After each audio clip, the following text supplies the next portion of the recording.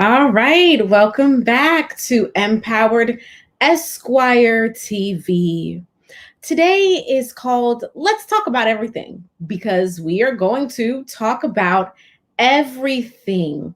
The behemoth today will be the Bill Cosby case and the conviction that was overturned in his case, but we will also touch on many other cases that have been in the media, and I will even stick around for a little Q&A. So to allow everyone time to come on into the live, I'll play a quick little video about when the police can and cannot search your home or your area without a warrant, just to allow everyone to come on in. And after that brief little intro, we'll get started.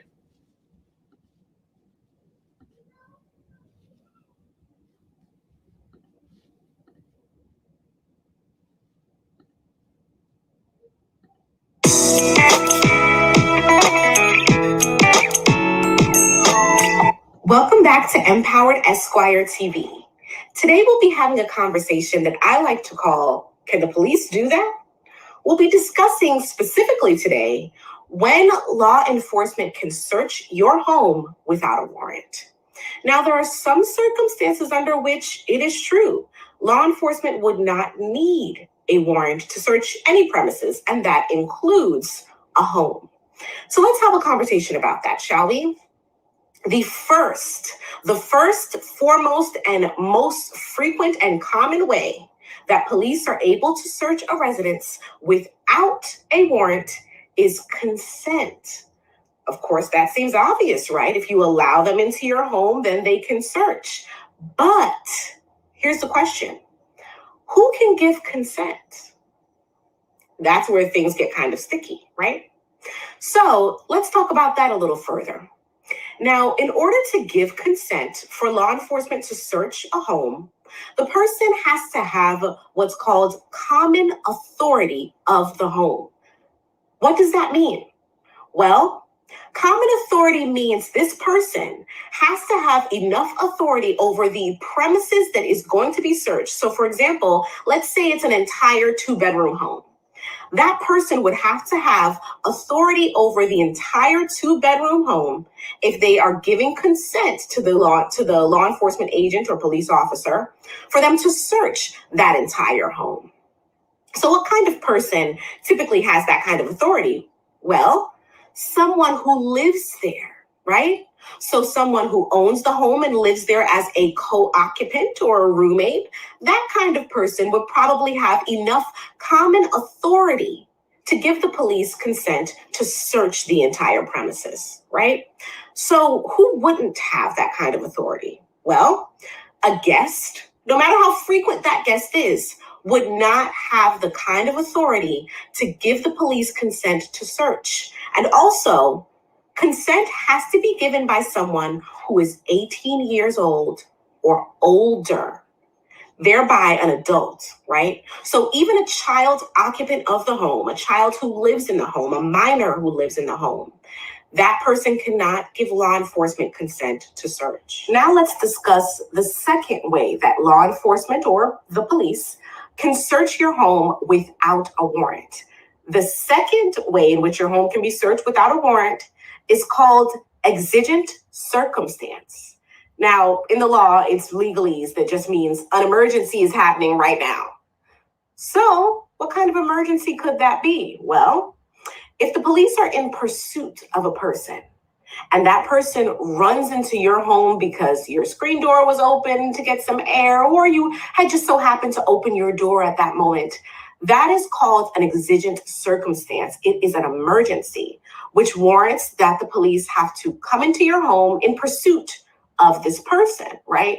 And yes, that will mean that they are able to search your home because to their knowledge, the last visible sighting of this person was them entering your home, which means that person could be somewhere in your residence. So exigent circumstances are another way in which law enforcement can search a premises without a warrant.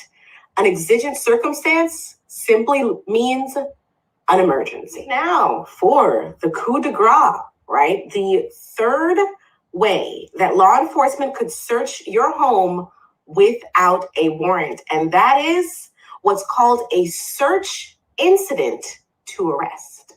Again, more legalese, but here's what it really means.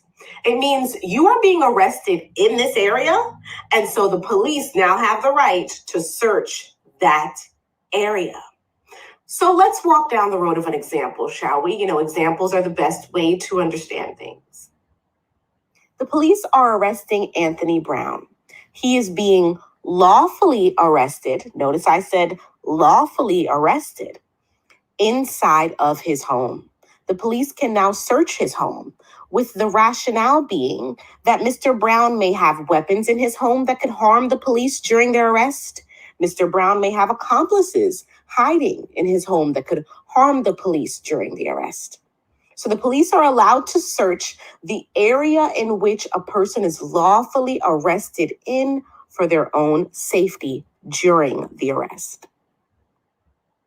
And that wraps up this episode of Can the Police Do That? Featuring warrantless searches of your home or residence. All righty, welcome. So I hope that you all were able to catch some of the intro as you entered the live. Let me say hello to everyone in the chat. Hello over the top. Hi, KKC. Hi, Michelle. And hi, Crime Spotter. So as I said, in my intro to the intro, today we are talking about everything, although we're going to start with Bill Cosby.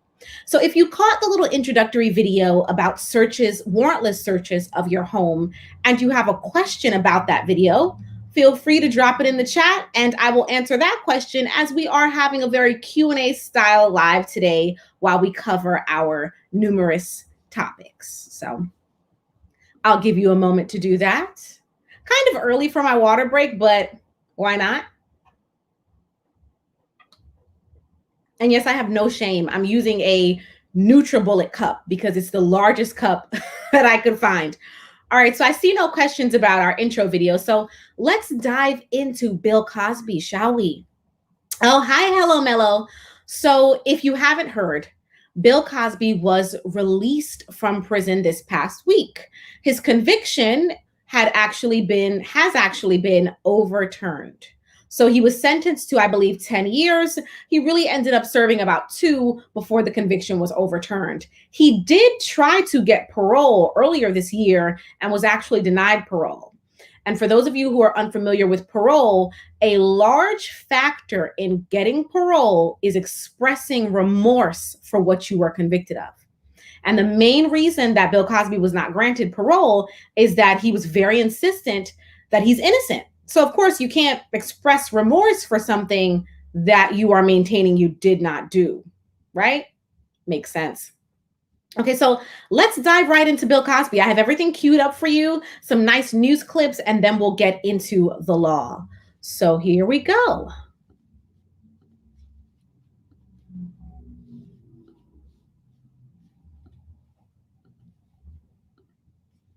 All righty, so here we are. As you know, we use certain news sources. So here we have NBC Philadelphia. Okay, you see the title discusses Bill Cosby walking free. All right, so here we go. Pennsylvania's highest court overturned Bill Cosby's blank conviction Wednesday after finding an agreement with a previous prosecutor prevented him from being charged in the case. Cosby served more than 2 years of a 3 to 10 year sentence at a state prison near Philadelphia. He had vowed to serve all 10 years rather than acknowledge any remorse over the 2004 encounter with accuser Andrea Constant. The 83-year-old, who was once beloved as America's dad, was convicted of blanking and blanking the Temple University employee at his suburban estate.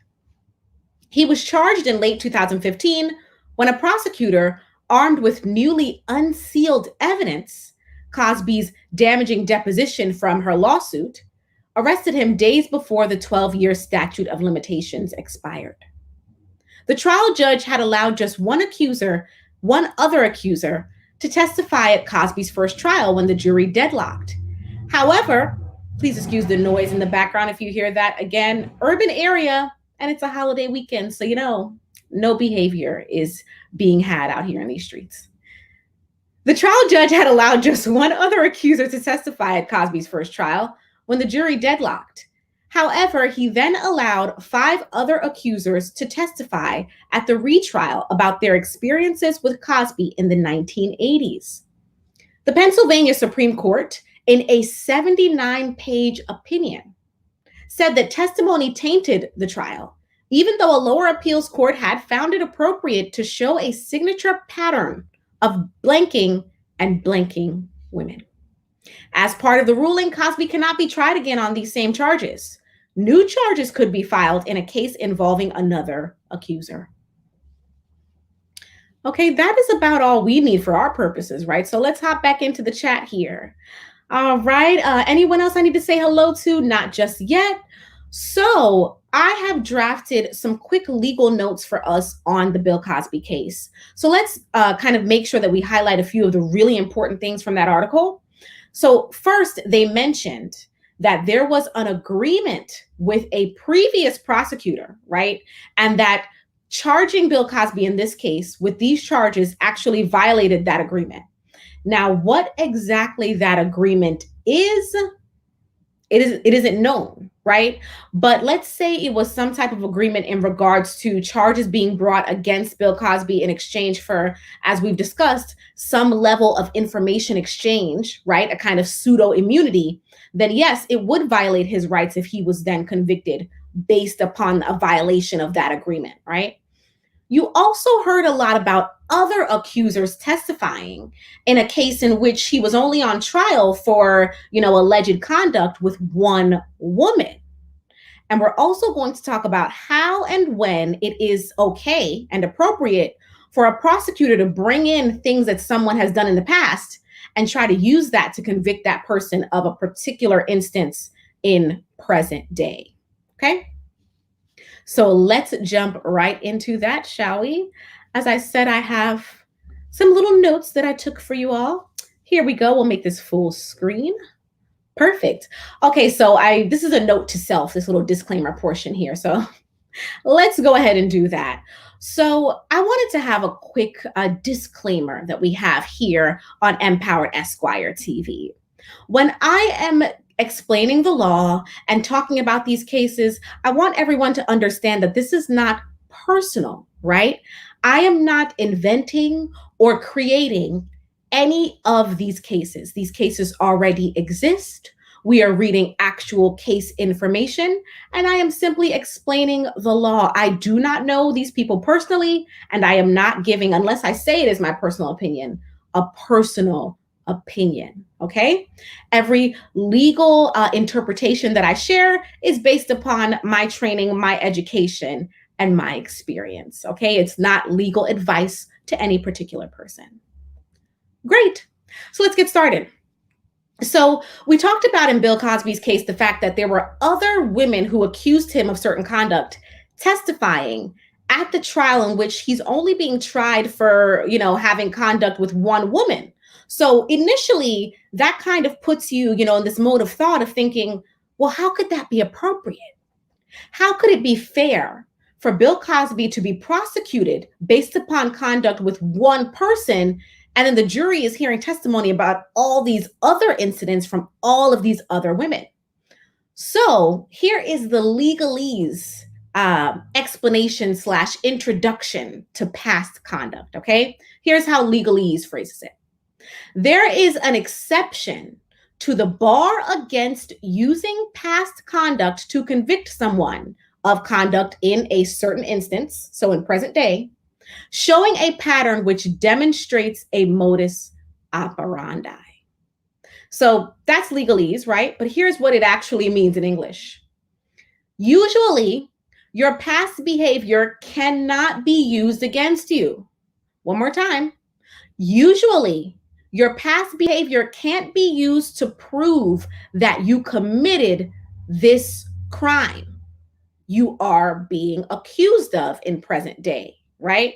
But if the prosecution is showing a pattern which illustrates something you have done in the same way or in the same manner as what you are being charged with, then your past actions can be used against you. So here's what that meant for Bill Cosby. More than likely, the prosecution argued this. What Bill Cosby is accused of doing to Andrea Constant, I may have messed up her name, he has done in the exact same way with other victims. So, Your Honor, because he has done this before in this exact same way, it's an exception to the use of past conduct because it's showing his modus operandi. Got it? So that's an exception to past conduct. I'm going to hop into the chat again so we can have a quick conversation about that, because I know a lot of people were wondering, how could it have been legal for them to have these women testifying and he's not being charged with doing anything to these women, right? So does anyone have questions about past conduct and how/when prosecution can actually use your past conduct against you in a trial? I see Michelle Jordan says, Lord have mercy. I wish the Rkelly supporters could understand that.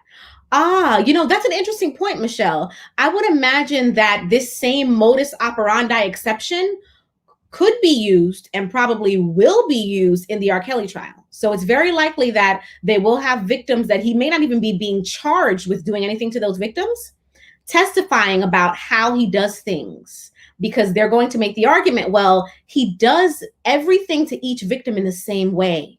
So it's modus operandi. It's MO, right? That's the slang. So if you've ever heard someone say to someone else, yeah, that's my MO, or that's his MO, modus operandi is the Latin term. Okay, so I don't see any questions about modus operandi. So we're going to hop into a conversation about this conviction being overturned. Now, there's been some statements in the press that were released. I believe that one of these statements were made by someone from Bill Cosby's camp, in which they pretty much insinuated that Bill Cosby is innocent. And listen, that's fine and dandy from their perspective. If they are saying that it is their opinion that Bill Cosby is innocent, that's fine. But I want us to be very clear about this legal ruling, because this ruling that just came down that released him from prison did not say that he is innocent of what occurred. And I think there's a lot of confusion online where people are thinking that because he was released, it means he is innocent. And that is not correct. His conviction was overturned because, as we read, him being charged with his conduct with Andrea was a violation of a previous agreement he already had with the prosecutor's office. That's it. It was not because there was faulty evidence. It was not because he was actually found to have been vindicated. That is not why. So let's be very clear. It was a legality which he was released on. So the judge did not rule on whether he was innocent or guilty. And I think there's a lot of confusion about that. Hello to Indigo. Hi, Mom Life. And Crime Spotter wants to know, can Bill Cosby still be sought in a state case? So Bill Cosby did have a state case. He was actually tried by the state of Pennsylvania. Now, as we read in the article, these other accusers who testified at his trial, they could turn around and try to perhaps charge him with one of those instances, maybe, if they're not past the statute of limitations. So he can be charged with, doing some other type of conduct to someone else. But as far as Andrea Constant and these specific charges, they cannot get a second bite at the apple. Okay, and Michelle says, yes, he was not released due to innocence. It was a technicality. Yes. And there's a lot of confusion about that. Again, I'm not here to opine on Bill Cosby's guilt or innocence. I cannot speak to that, but I want to make it clear for us so that at least here on this platform, we know the law, we understand the law, and we're armed with that knowledge, right? We're not thinking that Bill Cosby was found innocent, because that is not what occurred. Okay, so does anyone else have any thoughts on Bill Cosby? Any questions? I mean, quite frankly, it's pretty straightforward once you get into why he was released and what's occurring. Anyone else? I don't see any questions. Hudson, I see you saying Also, it's not a technicality. What do you mean by that? Could you clarify for us in the chat what you mean by it's not a technicality? All right. Okay, so in the meantime, we are going to go ahead. Oh, wait, Crime Spotter has a question. Crime Spotter would like to know, can he sue the prosecutor? Perhaps, but that depends on what the details are from this agreement that he had with them previously. And remember, we don't know the details of this agreement that he had with them. So that would depend. Okay, so without any questions, we are going to go ahead and move on forward to Kyle Massey. So, how many of you are familiar with Kyle Massey, who he is, I should say? How many of you are familiar with Kyle Massey just in any way and you know who he is? We have another question about Bill Cosby, so I'll get to that. But in the meantime, put a 1 in the chat. I'm going to actually put his name in the chat for you. And if you are familiar with Kyle Massey, put a 1 in the chat, kind of letting me know that you're familiar with him. In the meantime, Michelle Jordan has a question about Bill Cosby. She says, can the lady come after him in a civil suit? She can, and she did. And it was actually his deposition testimony from that civil suit, which was ultimately used against him to actually prosecute him this second time around. Okay, Crime Spotter is familiar with Kyle Massey. Okay, so there's someone here who's kind of familiar with him. So for those of you who maybe don't know about Kyle Massey, should I have a sip of coffee or a sip of water? I'm going to go with coffee, because coffee will totally help me choking, totally. So Kyle Massey used to be on the Disney Channel. Quite frankly, I don't remember what show, but he's one of the Disney kids. However, he did not transition into really being an actor in his adult life. So his career really hasn't continued much.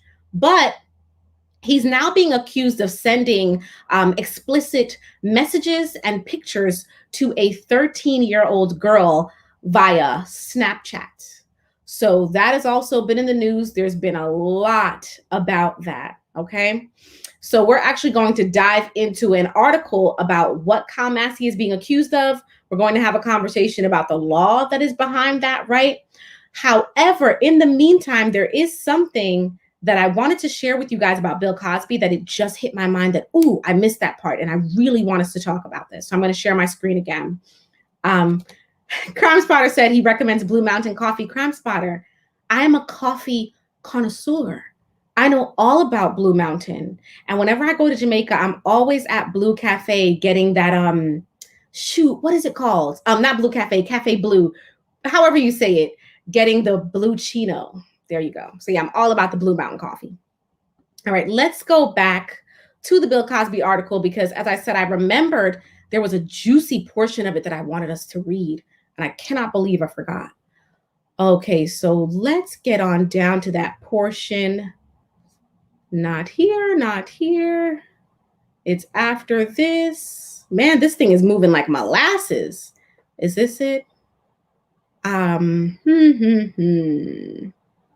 Well, we'll read this portion. So Montgomery County District Attorney Kevin Steele said, Bill Cosby was found guilty by a jury and now goes free on a procedural issue that is irrelevant to the facts of the crime.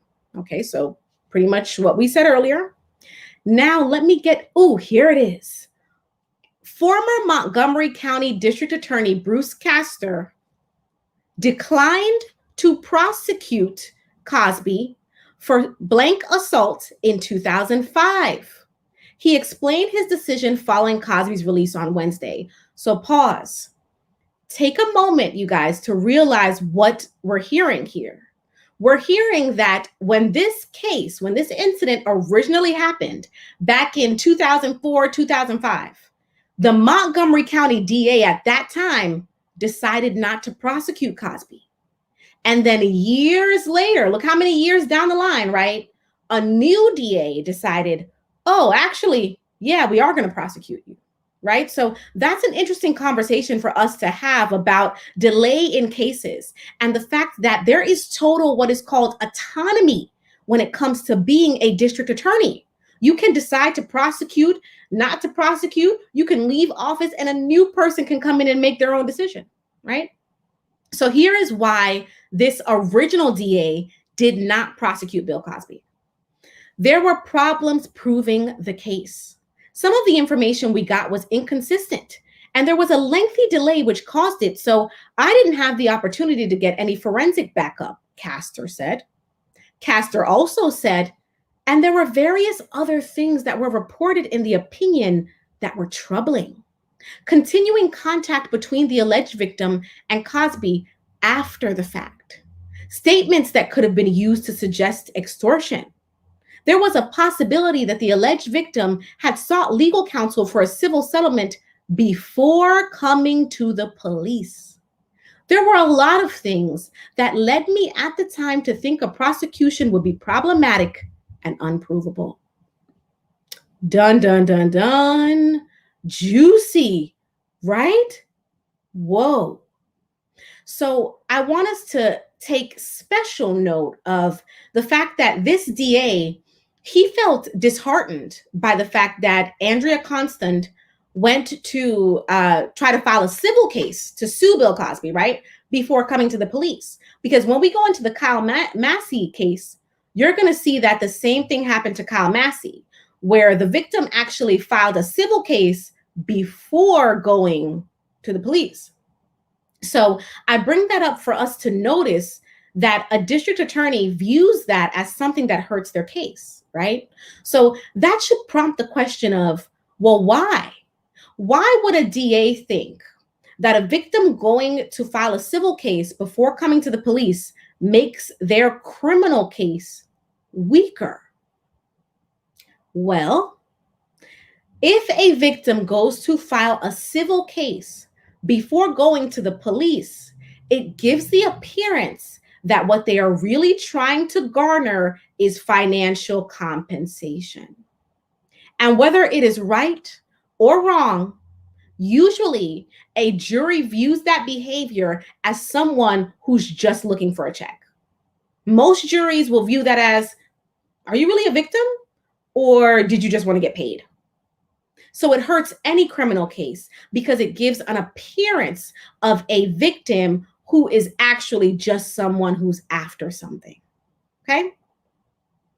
All right, so I'm in the chat here. I see Hudson says, technicality when used vaguely can indicate there was some clerical error. A search warrant was illegally obtained, etc. Unless we're saying lack of due process is a technicality in this manner. Well, Hudson, what was released is that, as I said, there was an agreement between Bill Cosby and the prosecution that was then violated. That's really the gist of what we know, right? We know that the Montgomery DA himself is calling it a procedural issue/error. That's the gist of what we know, right? So if someone wants to call that a technicality, hey, I think tomato, right? If you would like to refer to it as more of a due process issue, again, tomato. Are they the same in the law? No, but we don't have enough information to know exactly what it was, right? Crime Spotter says, I'd like you to do that OJ case at some point. You mean the older OJ case or the newer OJ case, the reason that he's actually in prison right now, right? So does anyone have any thoughts or questions about what we just heard about Andrea Constant and the fact that Bill Cosby was actually prosecuted by a new DA and not the DA who was in office when this actually happened? Hello Mello says, why would a victim do that? Does a victim do this because they feel it may be in their favor in a civil case as opposed to a criminal case? So good question, Hello Mello. So yes, there are some instances in which victims will file civil cases because they feel that, you know what, I have better luck in a civil case than I do in a criminal case. I don't have enough evidence for any jury to really find this person guilty beyond a reasonable doubt. But I think I have enough evidence to be successful in a civil case and maybe get some sort of payment, which at least is some way of this person admitting what they did to me. So yes, that is one way to view it, right? However, that kind of purist way of viewing it really only works when all the victim does is file a civil case. When you have a civil case that was filed before, and then you have a criminal case thereafter, that's when the jury gets the mixed messages, right? Because then they're not thinking lack of evidence, they're thinking money grab. Crime Spotter would like to know, why would the new DA be on the case, and do they have anything to prove? Okay, so here's how it works. So in most districts, your district attorney is the head honcho, right? You have your district attorney, and then you have assistant district attorneys. Your district attorney is usually an elected position, just like a governor or a mayor.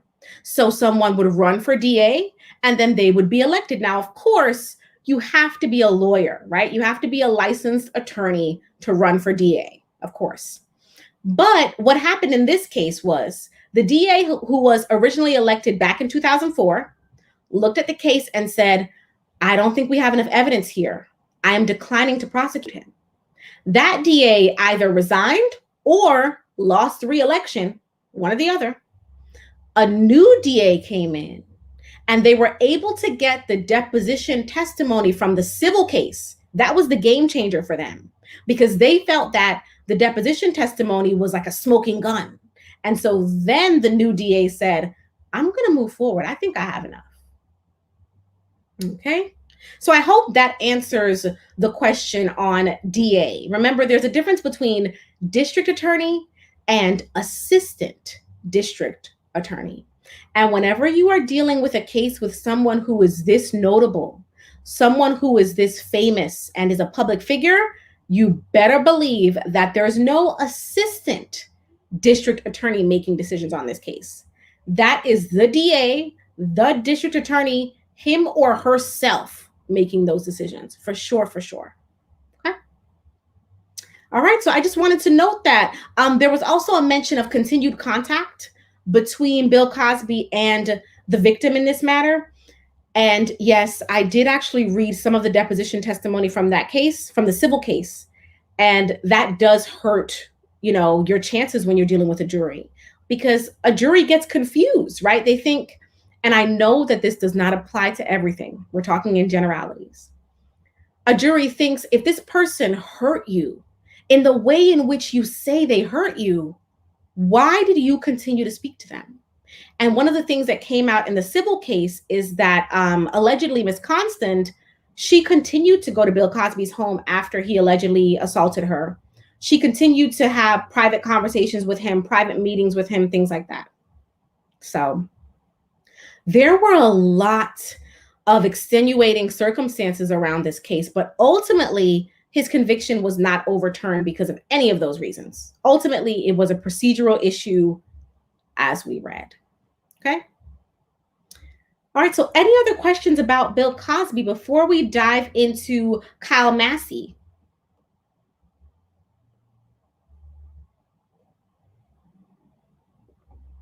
No? All right. So let's head into Kyle Massey and hear about what's going on with him. All right. You guys know the drill. I'm going to share my screen. All right. Here we go. Ex-Disney star charged with sending blank to 13-year-old on Snapchat. And here's his picture. So if you're not familiar with his name, his picture will probably ring a bell for you.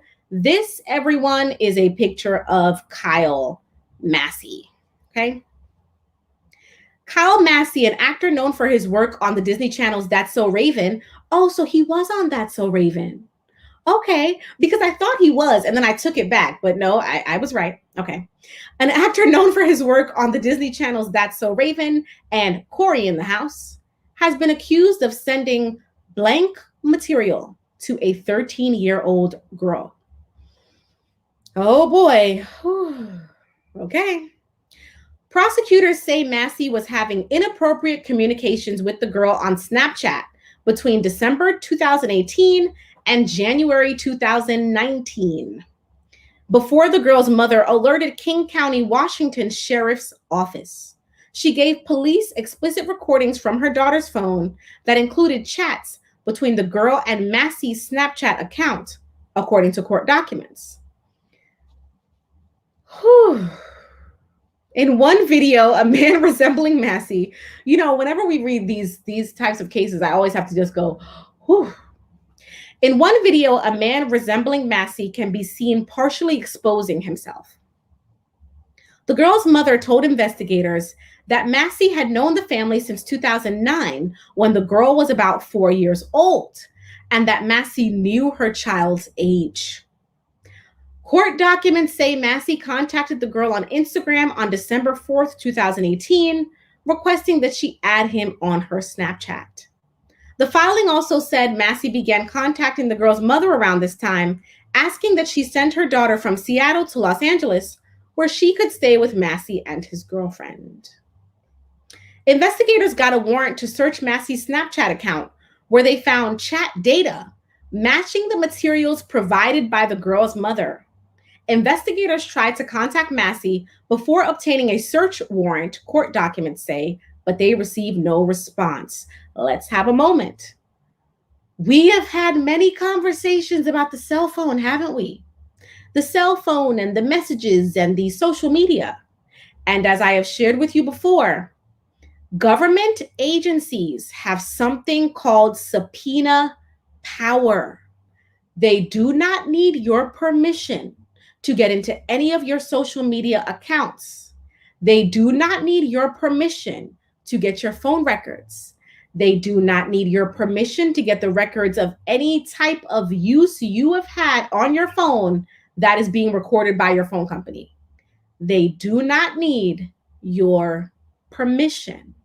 So when people are telling you that nothing that you do on your phone is private, you better believe it. Because if a government agency with subpoena power wants to know what you are doing on your phone, they will know, and they do not need your permission. Okay? Massey was charged on June 14th with one count of communication with a minor for immoral purposes in King County Superior Court. So another moment, right? Teaching moment. This is not a federal case. How do we know? Because he was charged in King County Superior Court, right? So not the blank district of the United States of America Circuit Court, or the blank district court of the blank district of the United States of America, right? He was charged in a county court, which tells you this is a state case. These are state charges. However, what do we also know, though? We know that being that he was in California and that they're alleging that he was sending these messages through the cell phone, he could be charged with a federal crime, right? So don't be surprised if that's coming next. Prosecutors have requested that Massey be prohibited from contacting minor children and that the girl receive a protective order barring Massey from contacting her. Court documents do not name the girl.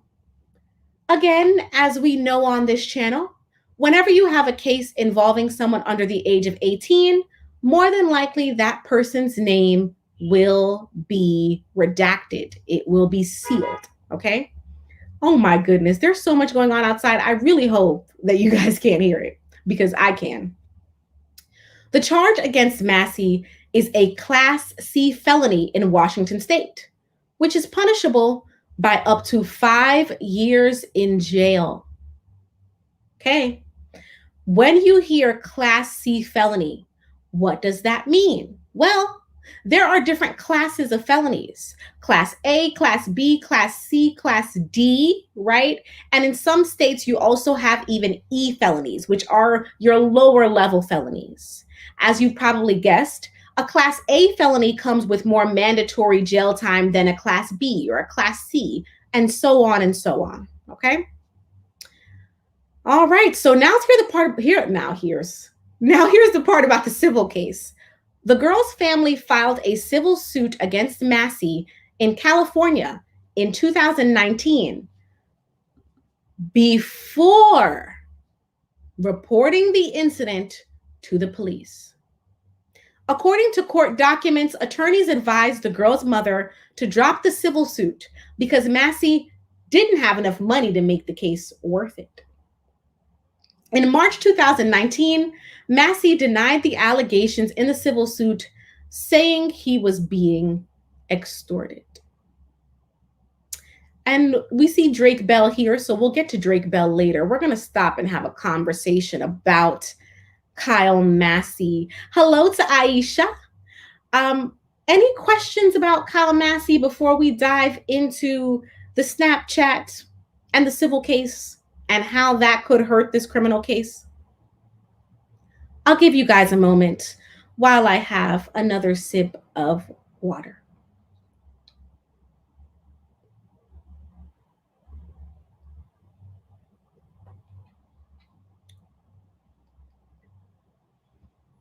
Okay, so let's dive into Kyle Massey and these charges. So we know that he's being charged with a Class C felony, right? We know that it involves a cell phone. As I said, once you hear the cell phone, you know that he could also be charged in federal court, right? So we already know that. Now we're hearing that he was allegedly communicating with a 13-year-old girl via Snapchat. We did hear one mention of them having some video of him in particular, right? And that means something in regards to the prosecution. Here's what it means. If in fact he was sending Snapchats to this girl, right, and they were not ambiguous, they contained his face, they had him moving in real time, these videos showed him speaking, then it comes with the implication that he was the person that was communicating with this girl.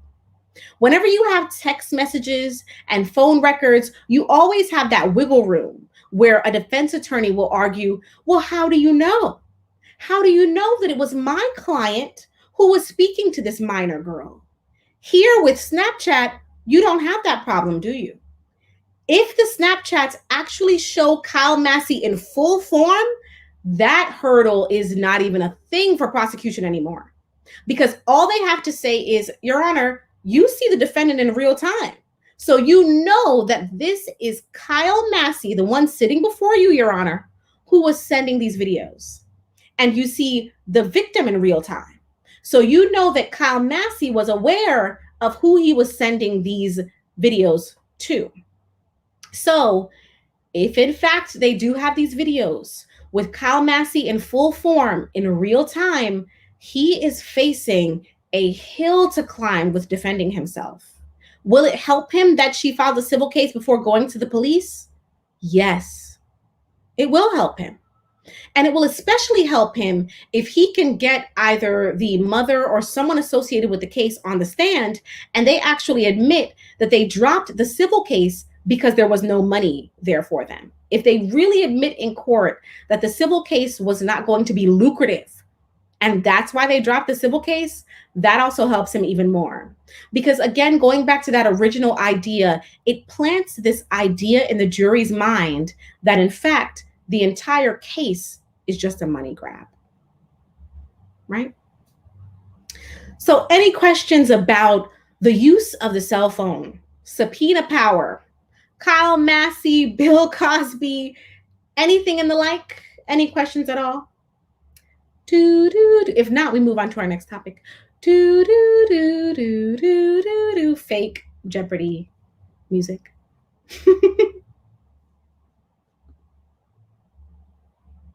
Okay, well, I don't see any questions on that.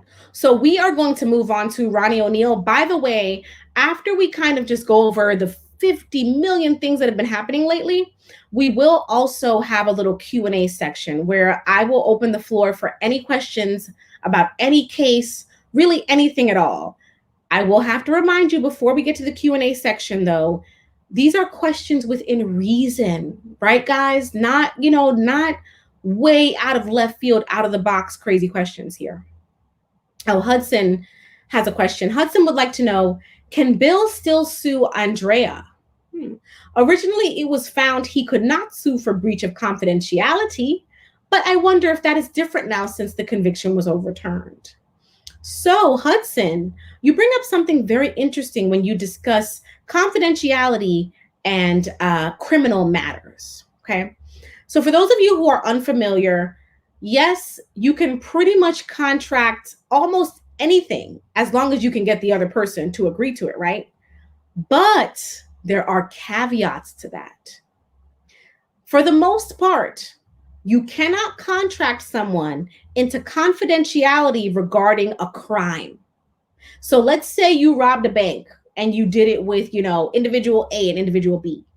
And now you want them to sign NDAs promising that they won't talk to the police about the fact that you guys robbed a bank together. Yeah, not really. You cannot contract your way out of the fact that you committed a crime. That is considered to be against the policy of contract law in the United States of America. Okay. So I'm guessing, and again, I'm giving you a kind of educated guess here because I don't know the details of this, but I'm guessing that any confidentiality that Bill Cosby thought he had with Andrea was thrown out because, again, you cannot contract your way out of committing a crime. You can't hold someone silent to law enforcement via contract. That is just not a thing. Okay. Now, as to your question as to whether or not he could sue her now, well, that depends on what he's suing her for. Perhaps he could sue her for some type of false reporting. Perhaps he could sue her and say, well, you made all these accusations that were false, perhaps. But then you have to remember his conviction was not overturned because of innocence per se, right? Remember, yes, his conviction is overturned, which by law could be viewed as you're no longer guilty. But it was not for factual reasons. It was for procedural reasons, and that does make a difference. Okay. All right. Oh, Take Rkelly is here. Hi, Take Rkelly. How's it going? Hello to everyone in the chat. Let me make sure I haven't missed anyone because, I like to give everybody a shout out. Okay. I don't think I missed anyone. Okay, so let's hop into Drake Bell. That same article actually goes a bit into Drake Bell, so we'll kind of walk down that road a little bit, and then we'll go to Ronnie O'Neal and probably try to wrap it up with Lala and Carmelo, but we'll see how far we get. If we don't really get to Lala and Carmelo today, no problem. We'll just do a separate live about Lala and Carmelo, because I think there is a lot to be discussed there, right? There's divorces, there's child support, and unfortunately, a lot of communities of color do not fully have an understanding of the way that child support works and the way that parental rights work. Okay. So anyway, let's hop back into Kyle Massey and then we'll move along. Hello, Amare Shager. Ashe to you as well. Lovely. All right, let's do it. Okay, so here we are when they're getting into Drake Bell. Quick little portion here. So Massey is not the only former child actor to face recent allegations of blank misconduct.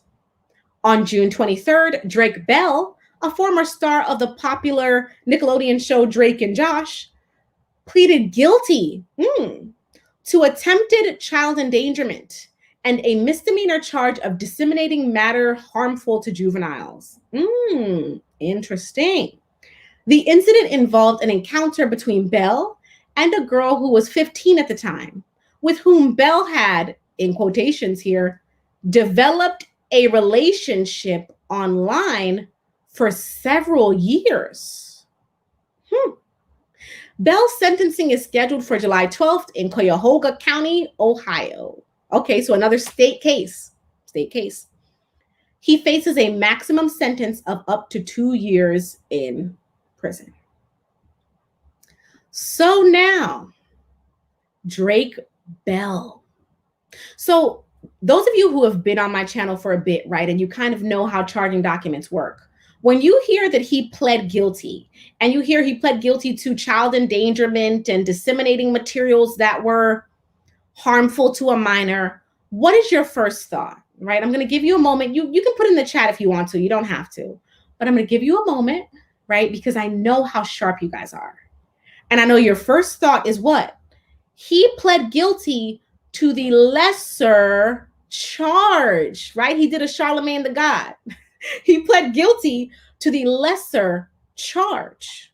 So although we don't have the original charging documents, right, they probably won't be released because, again, or for a while, I should say, because the case involves a minor, you can in a very educated manner, right, assume that allegedly his higher charge was some sort of blank conduct with a minor, right? Some sort of blank messaging with a minor. And then the lesser charges were, disseminating harmful materials, which would be the messages, right? And the child endangerment, which would be the entire situation of putting a minor in an inappropriate position. So you can take a very educated gander that there were higher charges there that more so explicitly detailed inappropriate conduct. And he went ahead and said, you know what, I'm not going to take the risk, and pled to the lower charges that were on the docket.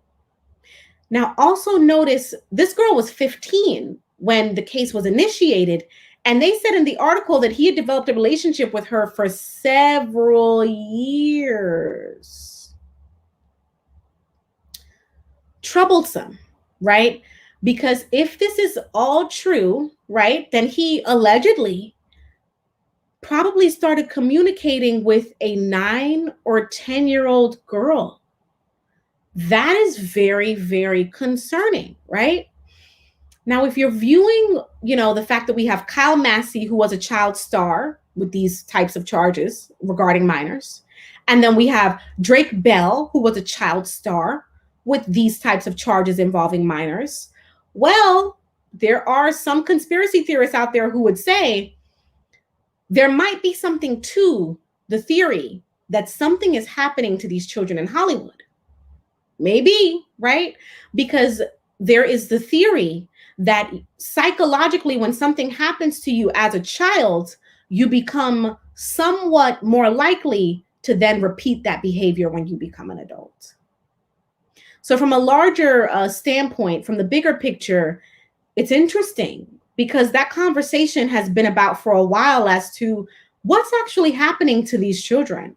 And is something happening to them that they're then just repeating when they become an adult, right? Similar to a la Drew Barrymore and the drug use that she just repeated as an adult, which she saw as a child growing up in Hollywood. Food for thought, right? Food for thought.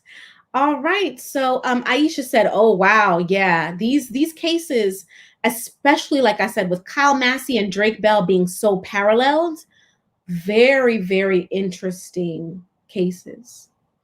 All righty. So if there are any questions about anything we've discussed, Drake Bell, Kyle Massey, anything in the like, you can drop it in the chat. In the meantime, I'm going to queue up what I wanted us to discuss about Ronnie O'Neal and what actually happened to him in his case. Okay. Let me get that up for you guys. All right. This should be it. Okay, so I have the Ronnie O'Neal article up. Let me check the chat and see if I have any questions. All right, I don't see any questions about Drake Bell or Kyle Massey, so we're going to dive into Ronnie O'Neal. If you weren't here for our previous live stream about Ronnie O'Neal is a man from the Tampa Bay area who was charged with pretty much annihilating his entire family, his girlfriend, his disabled daughter, and he attempted to also end the life of his own son, but his son survived. He was found guilty, and then his case moved into the death penalty phase. Again, the death penalty varies from state to state, but in the state of Florida, the death penalty is a thing, okay? It is a thing in the state of Florida. So once he was convicted, his case moved into what is called the death penalty phase, where the jury has to consider, under Florida law, the aggravating factors and the mitigating factors in regards to the death penalty in the state of Florida. So to make that again from legalese to English, an aggravating factor is something that would make an act or a behavior even worse than it already is. A mitigating factor is something that would make a conduct or a behavior not as terrible as it seems. So aggravating makes it worse. Mitigating makes it not as bad, right? And so when you're talking about the death penalty and you're talking about aggravating versus mitigating, this is what you're talking about. You're talking about a scale, right? A spectrum, not a scale, a spectrum, with aggravating being over here and mitigating being over here. And if your factors are more aggravating, so more here, then it's more likely that you're going to get the death penalty.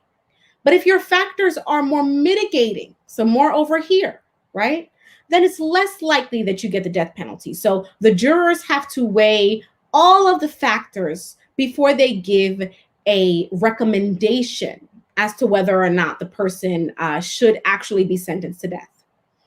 So as we get into it, you're going to hear, you're going to hear those terms, aggravating and mitigating. And I want you to be aware of what that means. So I'm actually going to put in the chat for you what some potential aggravating factors are, right?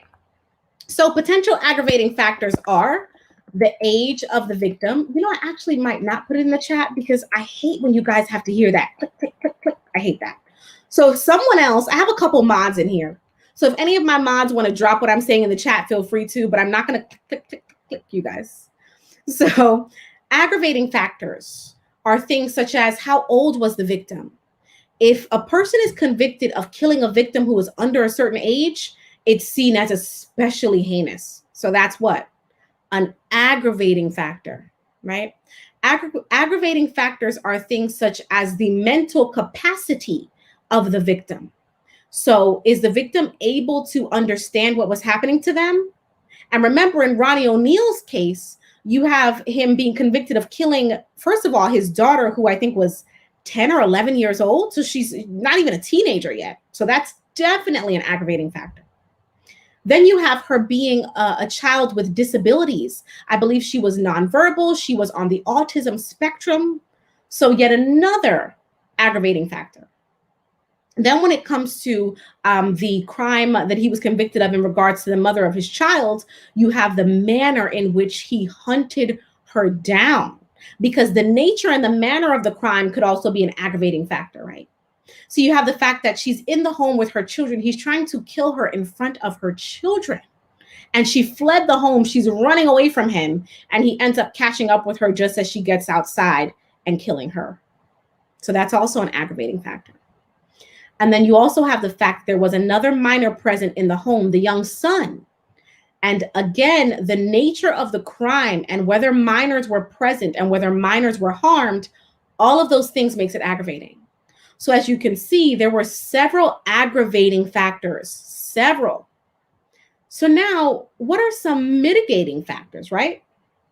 Mitigating factors, the psychological health of the defendant. So is the defendant someone who could truly understand what he was doing? Remember, Ronnie O'Neal had a whole episode after he was arrested. Well, you may not know, some of you who are newish, right? By the way, welcome. But if you're newish, Ronnie O'Neal had an entire episode after he was arrested in which he said, there was a demon in his wife's body who was talking to him and the demon was going to kill him. So he had to kill the demon first.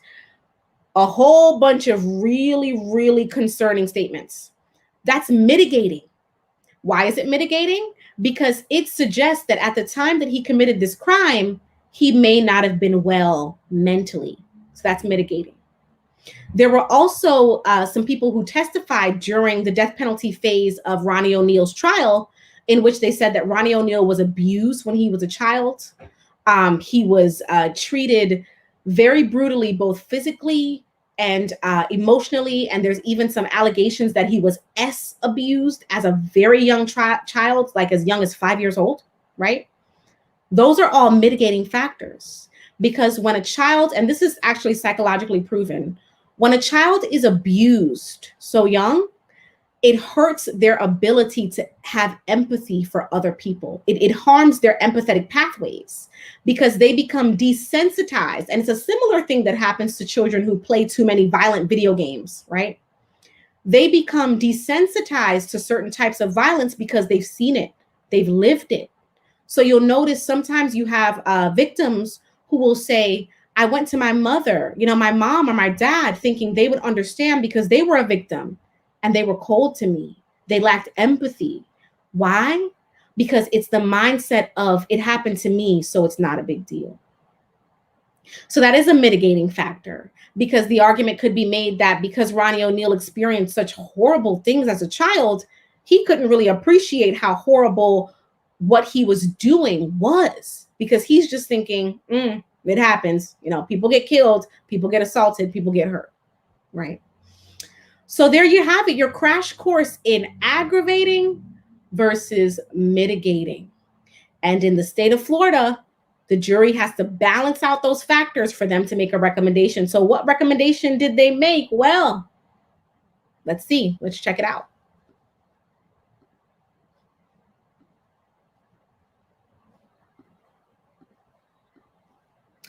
All right, here we go. So jury recommends life in prison for Ronnie O'Neal III. So you see that they ultimately recommended life in prison and not the death penalty, right? Let's find out why.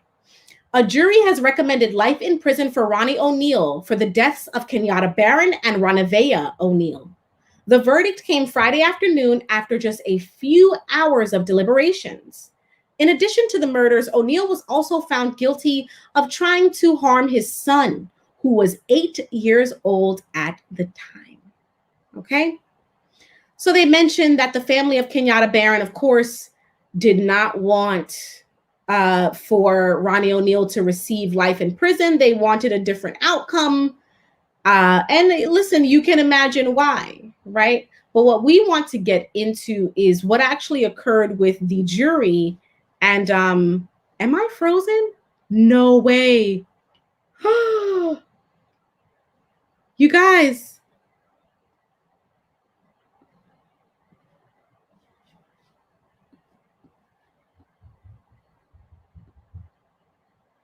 Oh my goodness. Am I still frozen? I'm going to stop sharing before we freeze again. Oh my goodness. Are we back? If you can see me and you can hear me, let me know. I was frozen. You guys, I got so nervous when it froze that I started sweating. Look. Oh, I'm on the other article. It's not moving. Oh my God, we're frozen. And the sweat instantly developed. Look at me. Woo. Woo.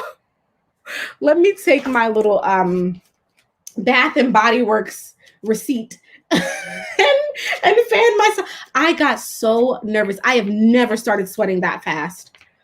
Wow. Okay, so Michelle says we're good now. Thank goodness. Listen, we're not even going to dive into that article because, listen, we don't want to freeze again. Okay. My goodness, what a traumatizing event that was. So I'll just tell you myself. So the long and short of it is, during Ronnie O'Neal's death penalty phase, they brought character witnesses and other witnesses who, as I said, testified to the fact that allegedly Ronnie O'Neal was a victim of abuse himself as a child. So ultimately, the jury said, listen, we would have given him the death penalty, but we decided not to because of all of these stories we heard about how abused he was as a child. So ultimately, they decided that the mitigating factors outweighed the aggravating factors. All right, another law school moment. Amari loves these moments. They decided that the mitigating factors outweighed the aggravating factors, which means that all the things that could have happened that actually mean that this case was not really something that Ronnie O'Neal truly grasped and understood, those factors outweighed the factors that made this case just a horrible, horrible, heinous crime. That is pretty much what they decided, okay? So, as I said, in the state of Florida, usually these types of crimes are considered to be absolute automatic death penalty.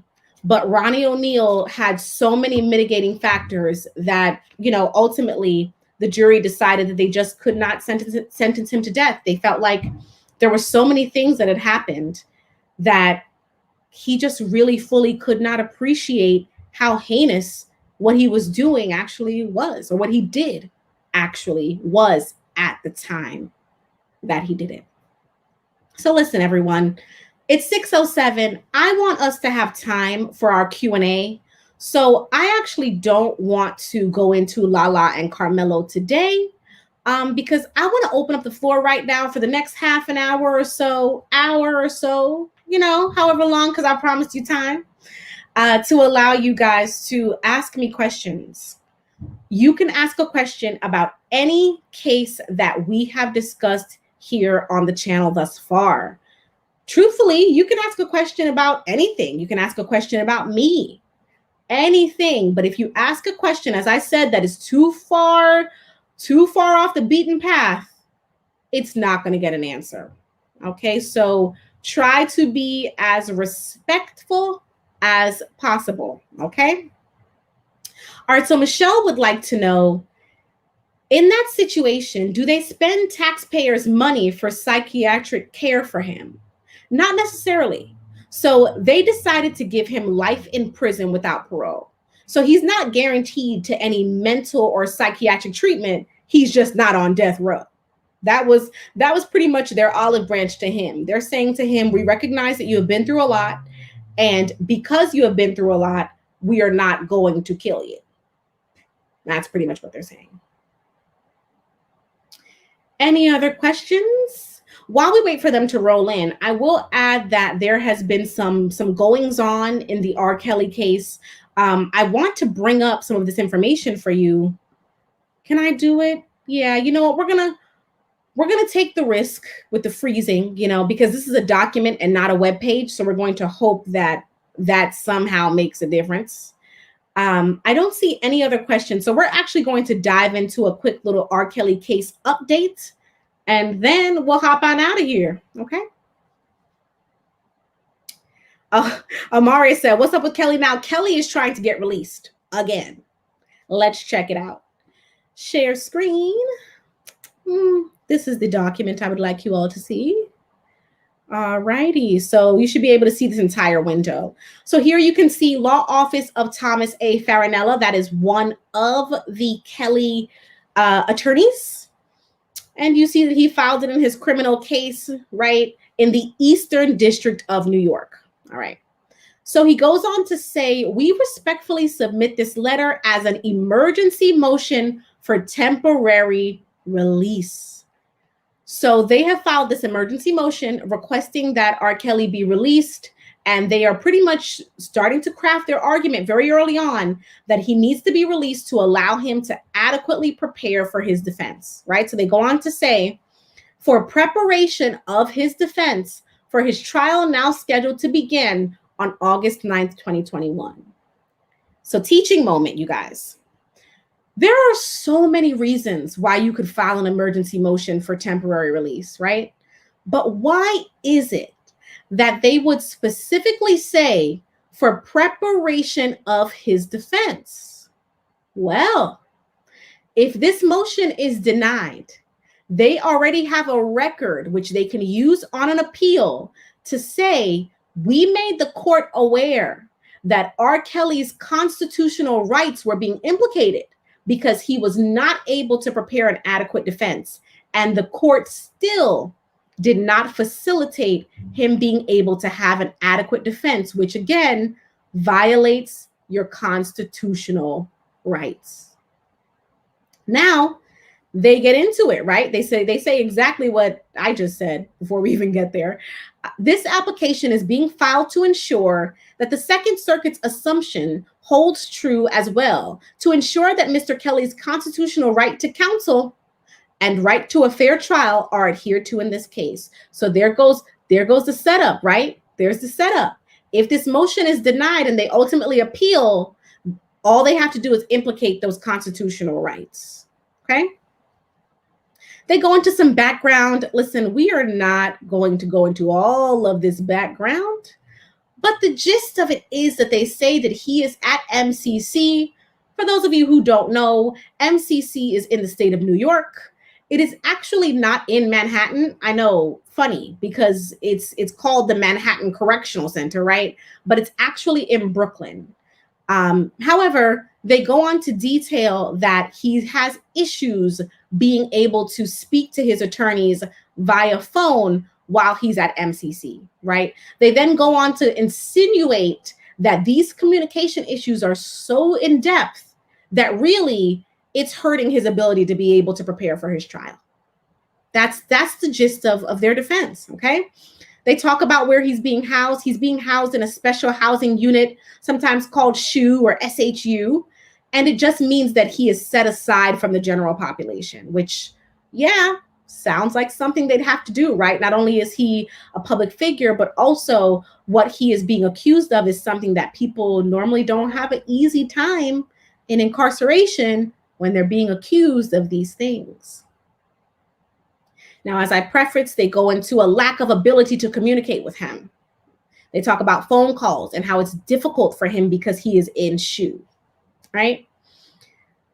And they just go on to detail the fact that his trial is starting very soon and that he needs to be able to adequately prepare, right?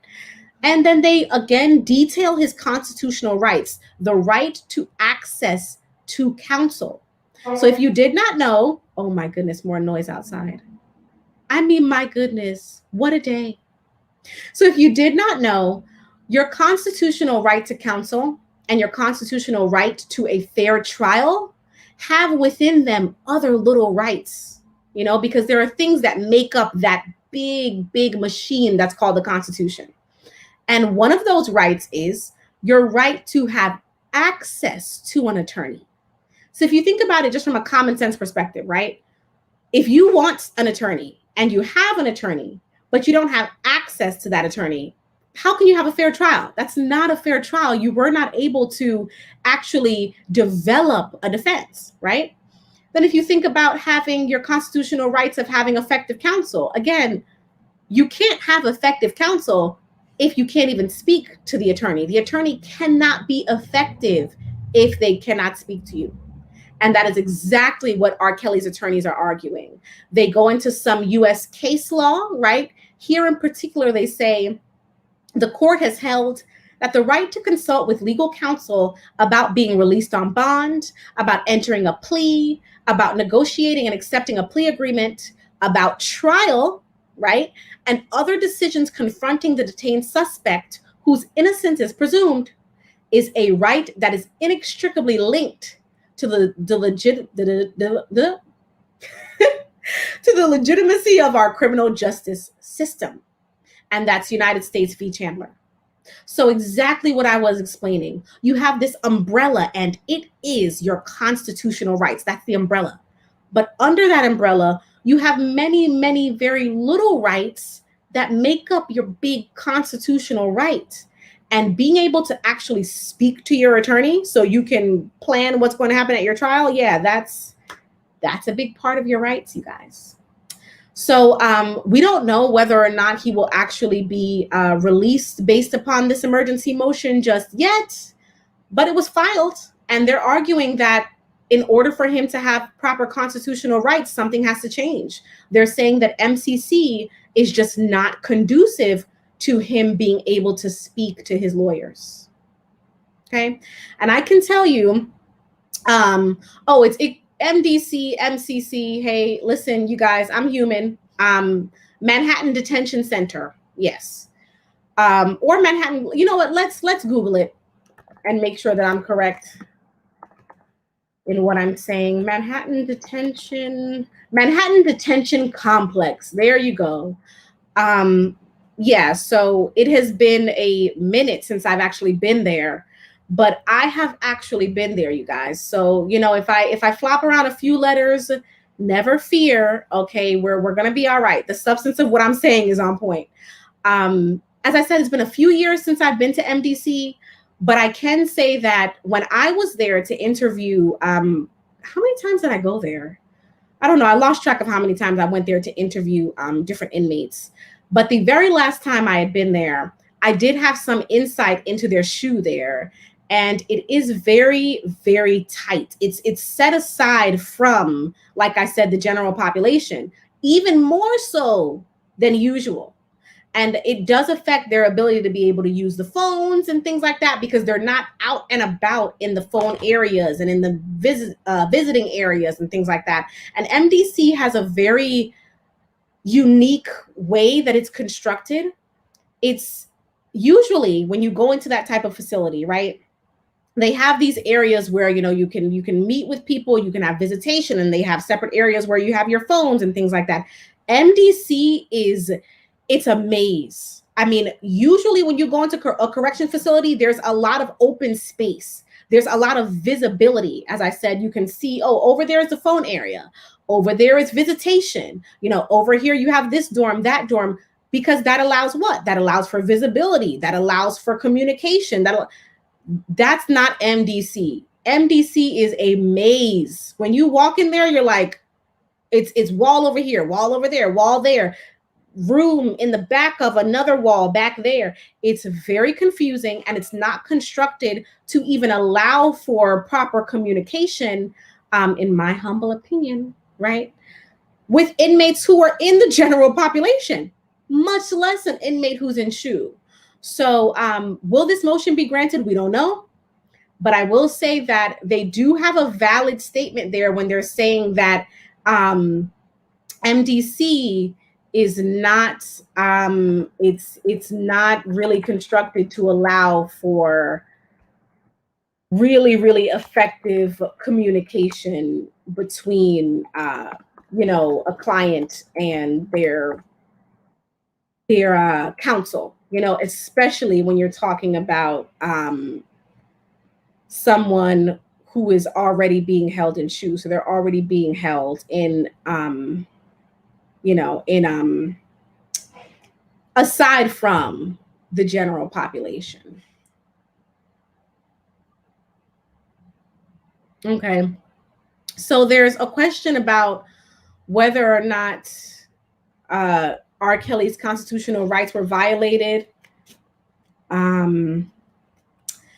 So that question is actually directed towards Amare. So I don't know. I mean, Truth, if you want me to answer that question, I can, but I see that, you know, it's a conversation that you're having in the chat. So I'm going to allow you guys to just continue having your little convo. Let me give my disclaimer while we're in the chat. Everybody, everyone here is a human being. Okay. There's no AIs here. I'm human. If I make a flub, let's move on. Everybody in the chat is human. If someone says something to you that you're not necessarily the biggest fan of, then in a very polite way, just say to them, hey, I'm not really loving what you just said, and allow that person to explain. Let's all be human. Let's remember that we are in trying times today, and you never know what else is going on in somebody's life. Okay, we all actually do have lives, y'all, right? We're not, like I said, we're not AIs that are plugged into this live and then we disappear after this. So let's be nice. Let me see if there are any questions in the chat. I am still recovering from the fact that we froze up. I don't see any questions here. Oh, actually, there is a question. Hello, Black Girl Beauty. So Black Girl Beauty wants to know, based on the information shared about Cosby's case, do you think the government should consider dropping charges for the blank victims who were paid from civil cases? Yeah, no. So Black Girl Beauty, what you have to remember is there is a difference between Bill Cosby's case and R. Kelly's case.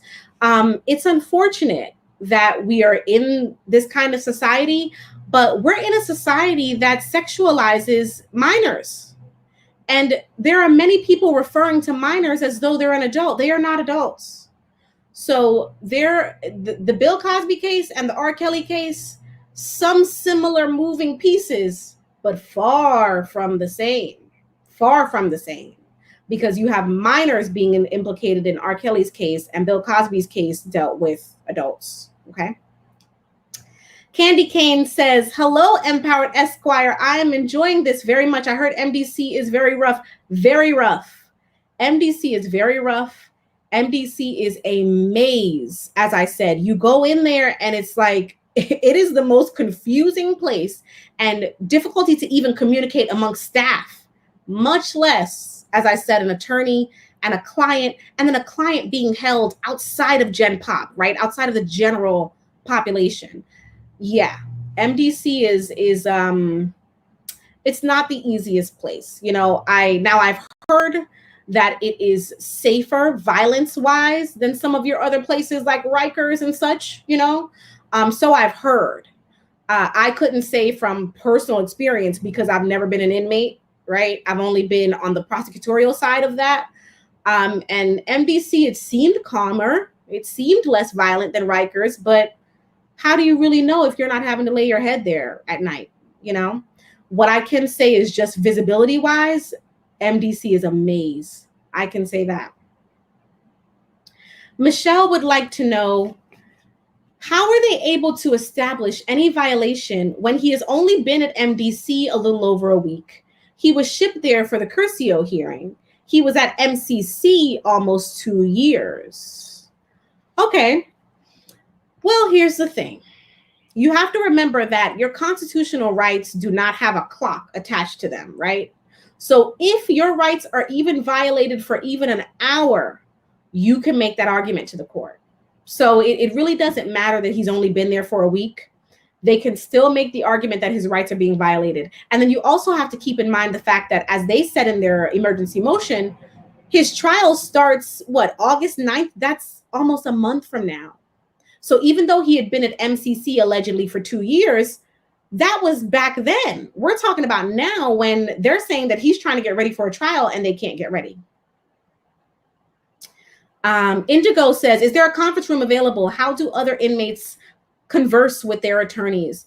So yes, so MDC does have rooms, and areas where you can meet with an inmate. However, again, you got to remember, Rkelly is in SHU. And usually when an inmate is in SHU, they're not moved around like that. They're not going to take you from SHU and put you into a meeting room that's in the general population area. Again, he has to be kept there, right? Because they have to make sure to keep him separate and apart from everyone else. So I can imagine, allegedly, that although those rooms exist, they don't want to move him through common areas to put him there. I can imagine that. Now, is that actually what's happening? Who knows? Who knows? But we can imagine that they have some safety concerns about moving him through any of the areas where there's Gen Pop, because number one, he's being accused of doing things that people kill people for. And number two, he's a public figure. So I can tell that that could be sticky. Okay. The Geek Surgeon says, was Rkelly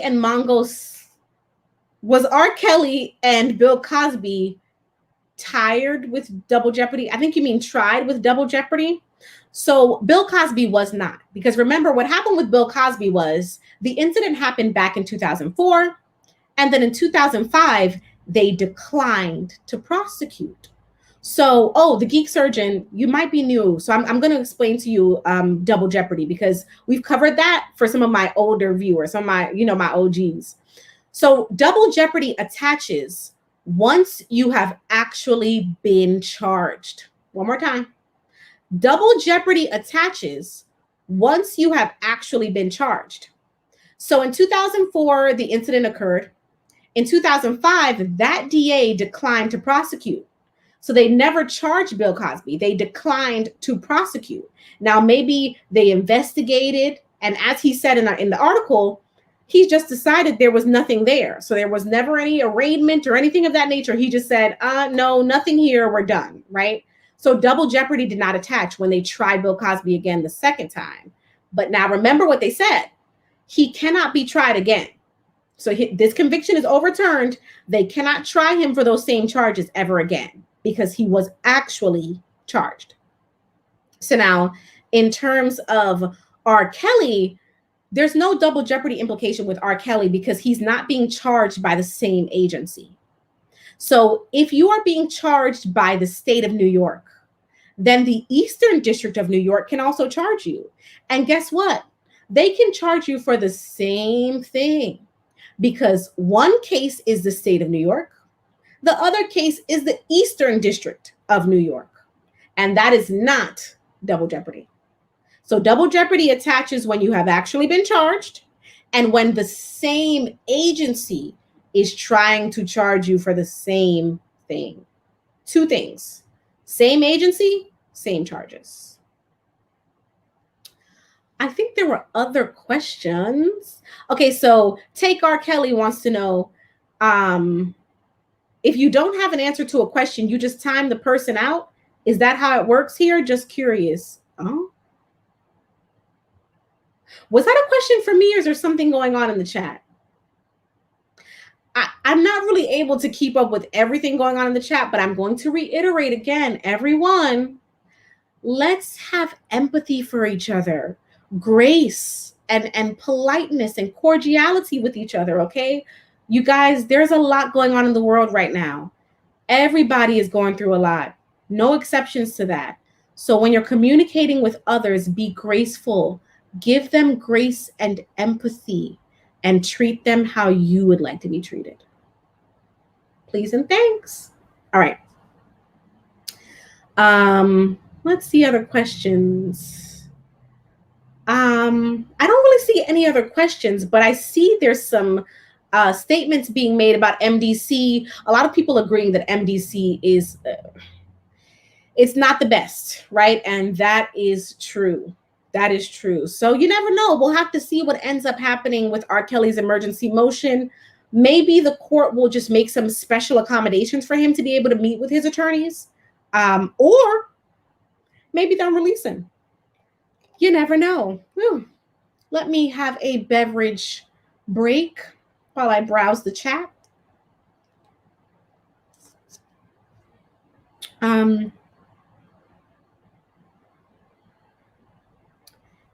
Any questions about anything that we've discussed? Any questions about the channel? Remember, this is open forum Q&A. So you can ask questions about any case that has occurred or anything at all. I'm going to give you guys a moment. If you have any questions, you can ask. If not, we're going to hop on out because we're at an hour and a half. So unless you guys really want to have a rigorous kind of Q&A sesh, then we'll just head on out. Okay. So I'll give you guys a moment. I'll fan myself more with my Bath and Body Works receipt, which, by the way, would you believe that I bought some things from them online and someone, I'm guessing the mail carrier, opened my package and took out some of my stuff? Would you believe that? So now I have to call Bath and Body Works and have this whole kerfuffle with them to get my stuff. I mean, come on. Come on, man. All right, well, I don't see any questions in the chat. So listen, preview of what's coming up on the channel. On Thursday, this Thursday, I will be live again. I will have Coach K from the K Business Podcast as a guest. And we're going to have this awesome conversation about that viral tweet by Stephen A. Smith. You know, the tweet where he said, oh, I think about two things in the morning. I think about how to make my bosses more money and how to get some of it.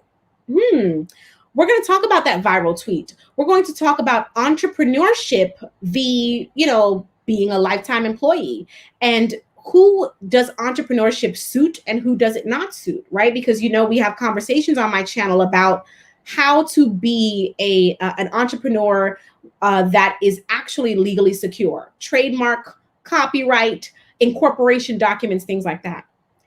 And we'll also throw in a special treat where we'll talk about the law behind YouTube, right? We'll talk about being a content creator on YouTube, what legal rights you have if you want to start creating content, and also what are some things that you should be aware of when it comes to the business of having a YouTube channel, okay?